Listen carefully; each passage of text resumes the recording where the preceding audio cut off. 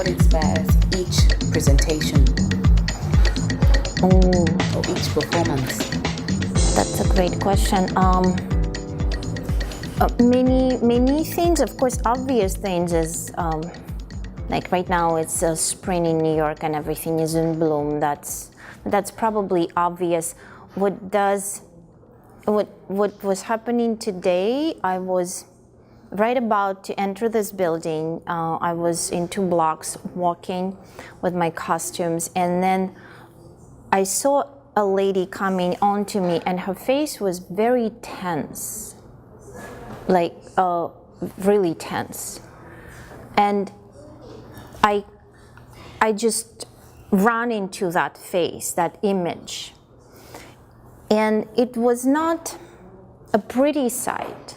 And I started kind of like revolving from that because when you see some pretty face, you immediately get like, oh, this is good, life is beautiful.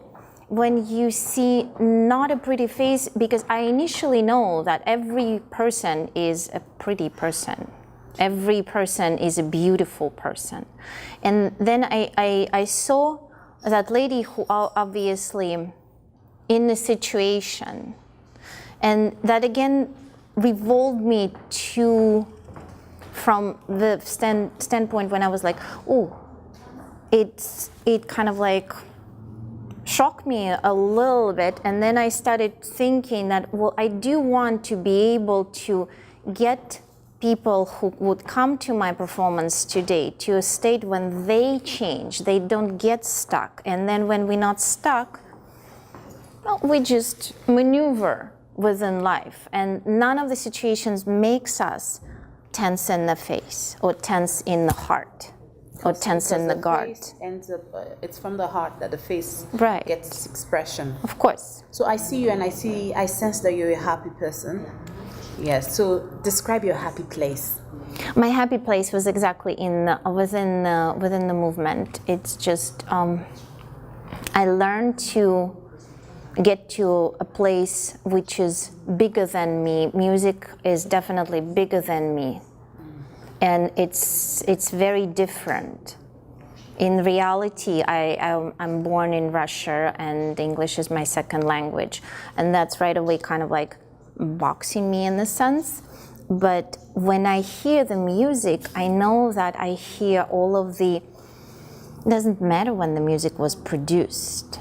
I vibrate with the sadness. My body is elated with the joy, or of it's just like melancholy of the music. So it's just so we all won because.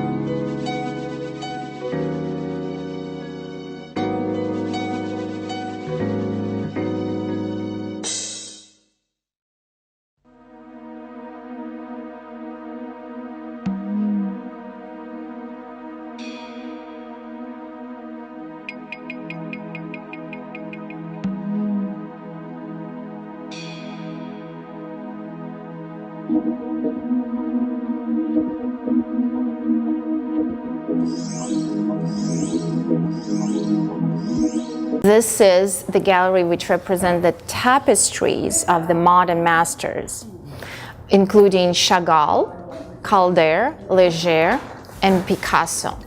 And this gallery is run by my dear friend Jane Kahan, and she has exquisite taste in arts.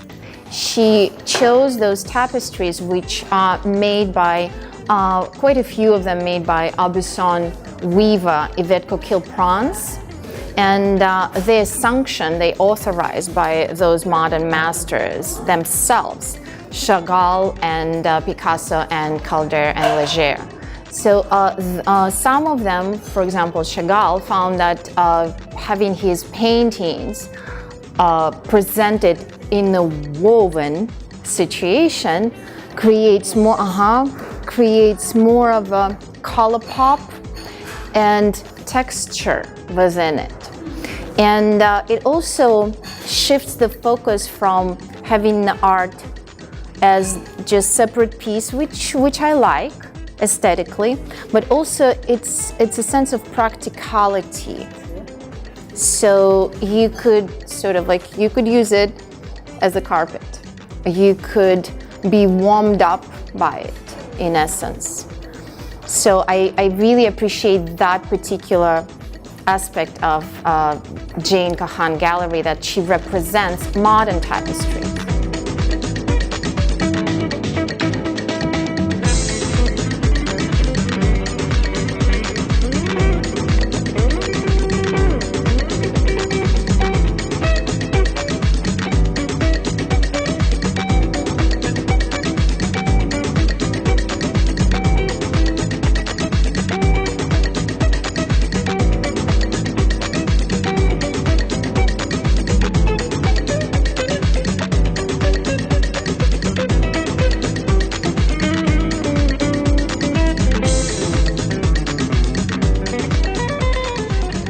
We usually think of tapestries as this is something from medieval times. And those ones, it's just a different, it's a continuation of a tradition, and it's such a beautiful, interesting, you would want to, basically the texture comes more at us, and it touches us, and it warms us up. So, and I was thrilled that Jane Kahan invited me to perform my dance being surrounded by those tapestries. Because what I do is a mixture of various, very physical, very carnal moves. And it's all about female physicality. Well, in essence, it's actually, because I am a female and it's about female physicality, but a man could also do the dance of his physical shape representation. So I chose a mixture of Bollywood, belly dance, Latin dances, Russian gypsy dances, and Balkan a long time ago, and that I looked through them and linked them through my training of Russian classical ballet and jazz.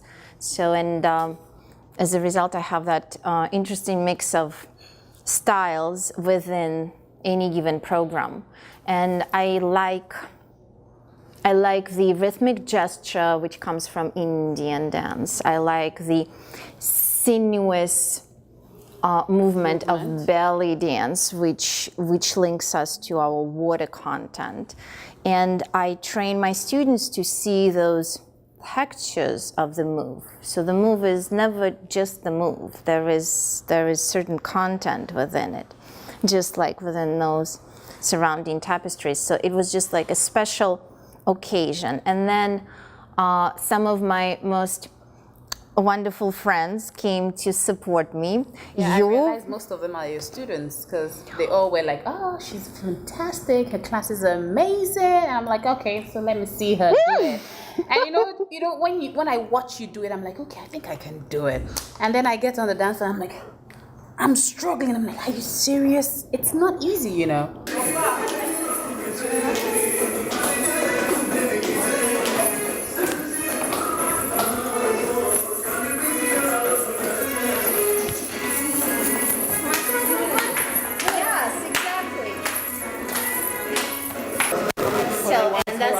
So we embrace it.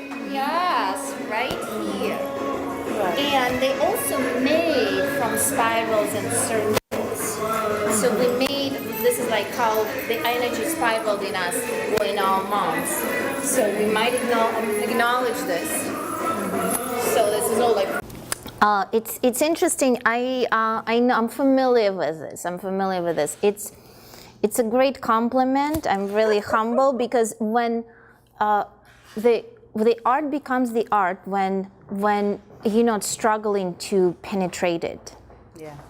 So if it looked easy to you, then I know that it comes from a lot of training, a lot of hours polishing it. How many years of training and how many hours a day? Since I remember myself, I always was dancing. At some point, I fell in love with Bollywood dancing, and I kept practicing with my girlfriends those mudras. So, and that was just endless. I walk along the streets, and I keep practicing various positions at this moment, it's not even just the practice. I just feel continuously that I want to change the body shape and not to be stuck anywhere. You know, French say that a real woman always have to change. So, and we are flexible. Females are very flexible. We are accommodating to our men. So, and why not to, continuously change? We get stuck in life, right? So, and then when we kind of like, oh, so there is a space in every joint, and I could play with them, and I could just, be different.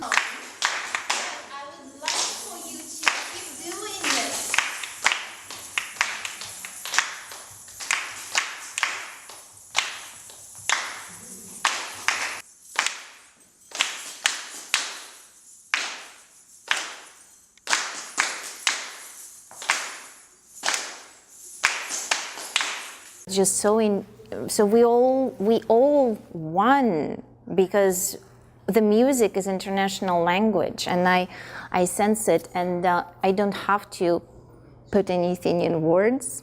I could just experience and mold from one state to the other, and that could happen within 5 minutes or half an hour of my performance, and then after that I feel like I'm reborn. So, I worked for that a lot since my childhood, and because of that, I also feel very comfortable while I'm performing. I love dancing, not even on stage, but also there is some sort of beauty in the energy exchange when I have people who watch me. A little bit when the drum and the dancer producing the movement in syncopation. So I'm not necessarily following each beat, though I love. So the final question, because I'm from Africa, I'm Nigerian. I'd like to find out from you, because your work, your art has to do with music, and everything you do is an expression of the beats, the rhythm and all. So what would be your, what do you think of the Nigerian African rhythm, and what instrument do you love the most? Is it the drum? Is it the flute? What about African music do you love? I wish I'd known more specific about African drums in their different variations. But when I studied jazz in Russia, so that was my first inspiration. And initially, I didn't study belly dance. I actually studied jazz dancing, and jazz music and jazz dance, it's all coming from African continent.